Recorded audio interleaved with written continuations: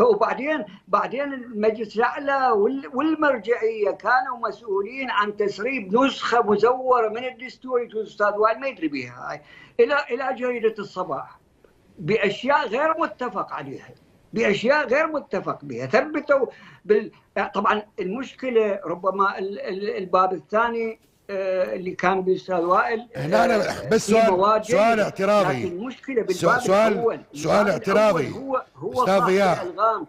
حتى تكمل سؤال اعتراضي. اللي كتب الدستور نعم. هي القوى السياسيه والاحزاب التي كانت معارضه. شنو علاقه المرجعيه؟ المرجعيه شنو؟ حزب سياسي؟ انا بالنسبه للجنه الاولى، لجنه كتابه المبادئ الاساسيه، بالواقع اشتركت ب5 جلسات كمقرر.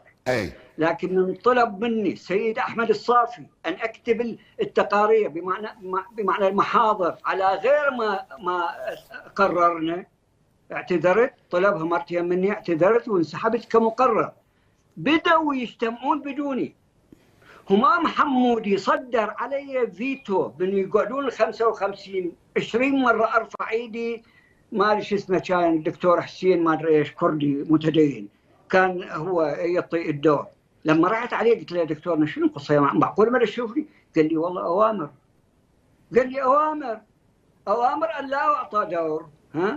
هذا الواقع. كان جمعنا السيد احمد الصافي، خلي اقولها، بمقر المجلس الاعلى، وقال لنا، كان رايح للنجف وراجع، يراجع محمد رضا السيستاني ويرجع، قال لنا انا اريد الان اضع امامكم انتم اعضاء لجنه كتابه الدستور من الائتلاف العراقي الموحد، يعني الشيعة الاسلامويين، اريد اضع امامكم ما هي الخطوط الحمر التي لا يجوز لكم تجاوزها.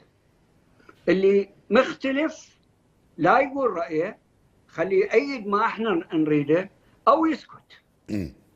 بدأ يعدد الخطوط الحمراء. انا شلت سديت جنطتي وقلت له معتذر، عندي موعد.